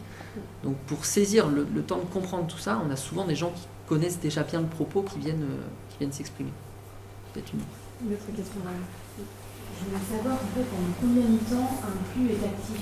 Est-ce qu'il y a une durée limitée, on le fait pour 10 ans, ou est-ce qu'on peut changer quand on estime que la commune a beaucoup évolué et qu'il y a des besoins? Alors il n'y a pas de durée de vie légale. En général, un PLU, on est à moyen terme, on a 10 ans, 15 ans grand maximum. Et il y a des procédés qui existent, des procédures qui existent pour ou modifier le PLU, qui est une procédure de modification s'il y a une petite modification apportée parce qu'il y a un petit projet qui ne rentre pas dans les clous, qui est intéressant, et il y a une procédure qui se met en route de modification, ou une procédure de révision. Alors la révision, c'est comme quand on révise sa voiture, on remet tout à plat, on regarde tout et on recommence une procédure de révision. Donc oui, il y a des possibilités d'évolution, heureusement. Et à chaque fois, vous repayez, à chaque fois, il y a un cabinet d'études qui revient, qui refait des études. C'est cher, hein, un PLU, mais comme tout document d'urbanisme, parce qu'il y a le SCOT aussi, le schéma de cohérence territoriale, qui est au-dessus. Lui aussi, il coûte de l'argent. D'ailleurs, on peut questionner la cohérence d'avoir un schéma de cohérence territoriale à l'heure des PLU intercommunaux. Est-ce que ça a toujours du sens de faire deux documents qui sont quasiment à la même échelle et qui coûtent beaucoup d'argent dans les On n'a hôtels? pas les mêmes valeurs quand même, hein, le SCOT et le PLU. Mais on a un peu la même relation entre le particulier et le PLU. Et le SCOT et l'élu. Et le PLU et le SCOT. Ouais. Bien sûr. Les élus, qui sont aussi des particuliers, se comportent un peu de la même manière par rapport au SCOT. Moi, ce que je vois en intercommunalité, par exemple, c'est que l'intercommunalité que j'ai suivie, sur le processus du PLU, ça s'est très bien passé tant qu'on parlait de projet de territoire, d'identité, etc. Tout le monde était d'accord. Là, ils en sont à déterminer le droit à construire. Et là, on retombe dans les querelles de chapelle, c'est-à-dire que chaque élu de chaque commune veut son lotissement sur sa commune et dit... Et alors, il y a une raison à tout ça, j'ai compris tout ça, hein. Parce que moi, je prône plutôt la décroissance en urbanisme, c'est-à-dire arrêtons de dire que chaque commune doit avoir son lotissement, ça n'a pas de sens, c'est pas là où il faut le faire. Mais je disais ça de façon un peu sans nuance, mais il y a quand même une chose que je n'avais pas sentie et que je ressens beaucoup mieux maintenant en discutant avec les élus, c'est qu'un lotissement, on sauve l'école. C'est ça l'enjeu, c'est sauver l'école. Et quand on sauve l'école grâce à un lotissement, on sauve la vie du village. Parce que qu'est-ce qui fait qu'un village fonctionne? Il y a des services publics minimaux, la mairie, un commerce, qui même multiservice, et une école. Et quand il n'y a plus l'école, des élus me disent ça, ils disent quand il n'y a plus l'école, il n'y a plus de village. Donc, j'ai bien compris que le lotissement, c'était pour l'école. Mais effectivement, chaque élu réfléchit à sa commune, etc. Donc c'est très compliqué. Ce qu'il faudrait dire aussi, c'est qu'une révision de PLU, c'est au minimum 3 ans. Au minimum. Ah, ça peut être moins. Une révision, si c'est une révision. Une révision, ça peut être 2 ans. Une révision générale. C'est 2-3 ans, un PLU, faut le temps. Alors, il faut aussi se dire que l'urbanisme, ça prend du temps. Il faut le temps de comprendre les enjeux, d'en discuter. Un PADD, donc un projet d'aménagement et de développement durable, ça se débat. Puis plus on est nombreux, c'est toujours ce que je dis, c'est que plus on est nombreux, moins c'est facile de se mettre d'accord. On est d'accord là-dessus. On est collectivement d'accord sur le fait de dire que c'est compliqué. Donc un PLU a une commune, un conseil municipal d'accord, Un PLU intercommunal, il faut mettre plein de communes d'accord sur le sujet. C'est extrêmement long et Et compliqué. les enquêtes publiques, quand même, il faut encourager les personnes à aller à l'enquête publique. Parce Bien que, sûr. Si. Allez voir celle de Nantes. Allez voir le plume de Nantes. Bah, Non, mais. déjà, j'ai été nommée. là où madame a raison, c'est qu'un PLU, je ne l'ai pas dit, en fait, souvent le particulier, il se contente de regarder le règlement du PLU. Parce qu'un PLU, surtout sur Nantes Métropole, je ne sais pas combien de pages il fait, mais ça peut être facilement 3000 pages. Oui, Facile. oui, mais Personne ne va lire 3000 pages. Moi-même, chercheur, Bien sûr, je ne m'amuse bien pas à sûr. éplucher les 3000 pages d'un PLU Oui, parce que oui. c'est pas possible, quoi. très souvent, ce sont des intérêts personnels qu'on y retrouve malgré tout. Et vous avez Oui. raison de dire que quand. Mais on n'est pas éduqué à l'intérêt collectif. On nous a mis à même de consulter le PLU de la métropole. C'est indigeste. Ah bah Franchement, oui, oui. indigeste. Je vois même pas comment les élus de la métropole peuvent se l'approprier. Il y a une raison, en fait, il y a une raison qui explique ça. Oui, oui. J'ai pas mis de schéma. Alors, Il y a- quand on parle de patrimoine, alors du coup, le patrimoine, je sais même Bah, pas il est où noyé. sa place. Il y a un truc qui s'appelle en droit la hiérarchie des normes. C'est-à-dire qu'il y a des normes qui sont hiérarchisées. Et en fait, le PLU, il est en bas de l'échelle. Donc le PLU, il doit prendre en compte le SCOT. Le SCOT, il doit prendre en compte, des schémas régionaux qui eux-mêmes doivent prendre en compte d'autres choses. Et ce qu'on demande au PLU, c'est de faire la synthèse de tout ce bazar. Donc, comme on fait la synthèse, bah, à un moment donné, on dit bon, bah, il y a ça sur le territoire, puis il y a ça aussi, puis il y a ça, et puis il y a ça, et on met tout ça à côté, le nombre de pages augmente. Le PLU, il fait la synthèse de tout. En soi, dans le PLU, vous avez toutes les normes supérieures qui sont répertoriées dans le PLU. Et ça fait des documents énormes. Aujourd'hui, le PLU de la métropole, il est terminé, je ne sais plus, enfin bref. Mais on voit dans les journaux qu'il ne libère pas assez d'espace pour l'habitat. Il va manquer d'espace pour loger les gens. Donc, Ça, c'est des enjeux. Hier, au PLU de Tours, ils prônent la dédensification. Donc, on passe d'un objectif de 1000 logements par an à 650. C'est un projet politique, c'est un choix politique de dire je dédensifie, j'arrête d'urbaniser les cœurs d'îlots. Ok, c'est un objectif. Quand vous avez un département qui accueille 17 000 habitants de plus par an, Bah, c'est tendu là. En fait, c'est tendu. Et c'est là où justement les petites communes, effectivement, c'est ce que vous dites. En fait, c'est là où les petites communes, elles ont un risque et qu'elles ont un rôle à jouer dans leur PLU, c'est de pas trop justement rabasser les habitants qui vont pas pouvoir aller habiter dans la métropole et essayer de cadrer les choses en disant on peut pas accueillir tout le monde sur le territoire, on peut pas tout ouvrir à l'urbanisation. Parce que si vous ouvrez trop de lotissements, vous allez vous retrouver avec des tas de problèmes de circulation, etc., comme tout le monde a connu. C'est toujours où placer le curseur. Mais en fait, ça montre bien que les enjeux dans un PLU, ils sont extrêmement compliqués, et que ça montre bien aussi que finalement, moi j'ai axé le propos sur le patrimoine, mais c'est un des enjeux, c'est une des thématiques qu'il faut traiter, et vous montrez bien qu'il y en a des tas d'autres qu'il faut traiter. Et qu'effectivement, si on dit... dans la métropole de Nantes, je gèle l'urbanisation au nom du patrimoine, j'empêche les extensions et les surélévations de bâtiments, bah, comment je fais pour accueillir 17 000 personnes par an? Donc il faut que je réfléchisse à où est-ce que je peux autoriser des extensions, des surélévations, des destructions éventuelles. Refaire la ville sur la ville. Et la boucle est bouclée. c'est ça. Ça, c'est un débat. Une dernière question peut-être? Oui, j'espère pas sortir du sujet, mais je voulais savoir comment se protègent les villages dits de caractère par rapport à tout ce qu'on vient d'entendre et qui réussissent quand même à garder un aspect, malgré les techniques, malgré les tournois d'acier, malgré, pourquoi pas les panneaux solaires, vous voyez. Bah, même réponse, un document d'urbanisme, éventuellement un PLU ou une AVAP pour aller plus loin et pour édicter des règles qui soient assez précises. Il n'y a pas une structure, parce que les villages de caractère, c'est quelque chose qui existe. Il y a des labels. Il y a des labels. Il y a les petites cités de caractère, par exemple. Oui, il y a un c'est label ça. qui vient protéger, pardon, je vous dis des bêtises, qui ne protège pas, qui vient mettre en valeur quelque chose. Mais ça ne protège pas un label. Un label, ça dit regardez ici, c'est beau, grosso modo. Mais c'est bien un document d'urbanisme qui va protéger. C'est une servitude qui protège. L'autre vient en plus. Voilà. Merci beaucoup. Merci à vous. Je vous propose de conclure ici. Merci pour toutes ces informations. Merci à tous les auditeurs pour votre participation.